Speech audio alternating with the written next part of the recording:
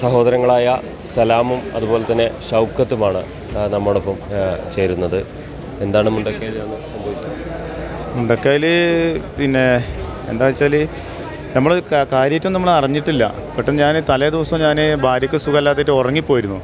അതുകൊണ്ട് ഈ അടുത്തെത്തിയതിൻ്റെ ശേഷം ശബ്ദം എത്തിയതിൻ്റെ ശേഷം അറിയുന്നത്. അതുകൊണ്ട് പിന്നെ മോൾക്ക് ഇതുപോലെ പെട്ടെന്ന് മൂത്രയിക്കാണ്ട് പറഞ്ഞ് എഴുന്നേറ്റാണ്. ആ എഴുന്നേറ്റിൽ അപ്പോൾ ഈ ശബ്ദം കേൾക്കുന്നത്. അപ്പോഴത്തേക്ക് ഏകദേശം അടുത്തെത്തിയെന്ന് തോന്നുന്നത്. നമുക്കൊരാളത്ത് പറയാനോ അല്ലെങ്കിൽ വേറെ ചെയ്യാനോ സമയം കിട്ടിയില്ല.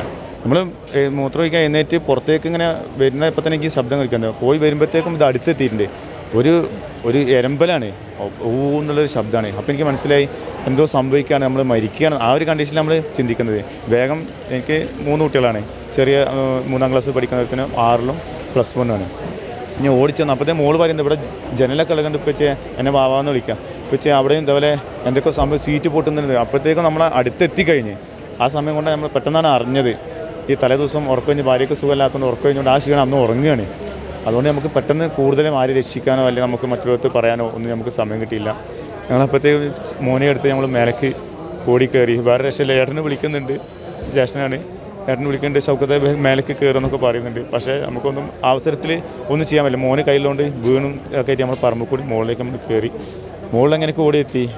നമ്മളെ ഇതൊക്കെ ചെല്ലിയും കൊണ്ട് നമ്മൾ മേലെ കൂടി. മേലെ ചെന്നപ്പോഴത്തേക്ക് മോള് ടയർഡായി. മോള് ബോധമില്ലാതെ കുറച്ചിതായി. മഴയും പെയ്യല്ലേ, എന്ത് ചെയ്യണമെന്നറിയില്ല.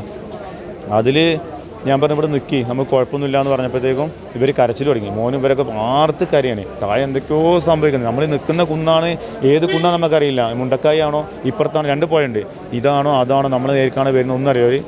ഒരു ഊഹം വെച്ചിട്ട് മേലേക്ക് കയറിയതാണ്. പിന്നെ ഞാൻ പറഞ്ഞു ഇവർ തളർന്നപ്പം പിന്നെ ഞാൻ താഴേക്ക് പോകാൻ നിന്നില്ല. ഞാൻ പറഞ്ഞു പേടിക്കല്ലേ, ഇവർ ടയർഡായി, ഭാര്യ ഇവരൊക്കെ ഇതായി, മോള് തളർന്നേ. പിന്നെ ഞാൻ പറഞ്ഞു വെള്ളമൊക്കെ ഇതാക്കി മുഖമൊക്കെ തുടച്ച്. ഞാൻ പറഞ്ഞു പേടിക്കല്ലേ. നമ്മൾ പപ്പയുടെ നേരെ ഓപ്പോസിറ്റ് നമ്മൾ അറിയുന്ന സ്ഥലം. അതുകൊണ്ട് നമ്മളെ പറമ്പ് കൂടി 10 ഏക്കർ സ്ഥലമാണ്, നിങ്ങൾക്ക് അറിയായിരിക്കും പപ്പയുടെ എന്നാണ്. അതിൻ്റെ ആ പറമ്പ് കൂടി ഞാൻ താഴോട്ട് പോയി. ഞാൻ കൂക്കിയും കൊണ്ടാണ് പോകുന്നത്, ആർത്ത് ഇതാക്കുന്നുണ്ട്. അങ്ങനെ പൈതി എത്തിയപ്പോൾ നമുക്ക് അവിടുന്ന് കുറച്ച് വെളിച്ചങ്ങൾ കാണുന്നത്. അവിടെ പപ്പേട്ടൻ്റെ സൂപ്പർവൈസർ മണിയേട്ടെന്ന് പറയും. മൂപ്പര് ടോർച്ച് അടിക്കുന്നുണ്ട്. മൂപ്പര് എന്തോ പരിക്കാണ്. അവിടെ ചെന്നപ്പോഴാണ് അറിയുന്നത് അവിടെ ആന വന്നൊരു പ്രശ്നമുണ്ട്.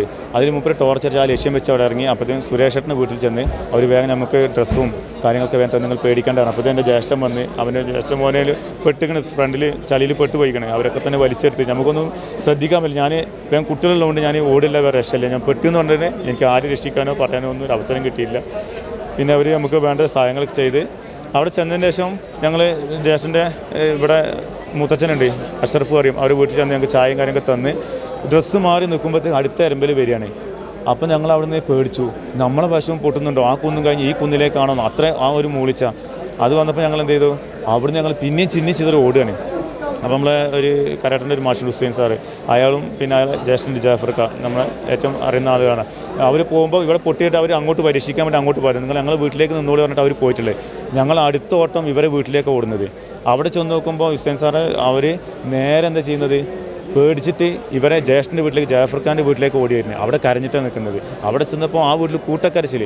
ഞങ്ങളെല്ലാവരും കൂടി ടെറസിൻ്റെ മുകളിലേക്ക് വാർപ്പിന് വിടാൻ അതിൻ്റെ മുകളിലേക്ക് കയറി നിന്നപ്പോൾ കുട്ടികളൊന്നും നിൽക്കുന്നില്ല, പേരും കരച്ചിലാണ്. അങ്ങനെ നമ്മളെ പിന്നെ മൂപ്പരെ അളിയനുണ്ട്, നമ്മളെ ഡ്രൈവർ, മൂപ്പരെ പേര് മറന്നുപോയി.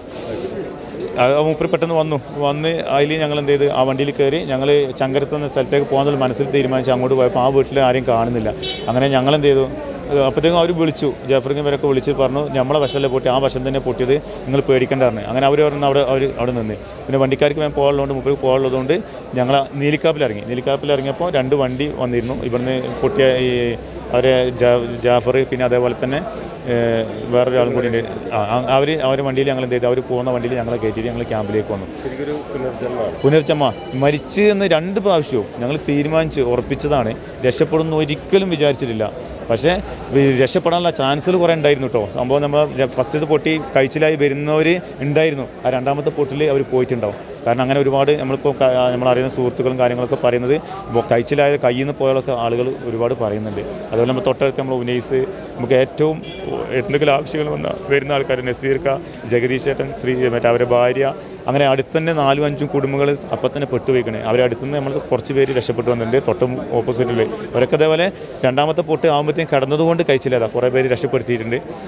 എന്തോ നമ്മളെ വീടൊക്കെ പോയിട്ടുണ്ട്. നമ്മുടെ വീടിൻ്റെ ഒരു റൂമറ്റ് ഉണ്ട് എന്ന് പറയുന്നുണ്ട്, അത് ഒരു സൈഡ് ഉണ്ട് എന്ന് പറയുന്നുണ്ട്.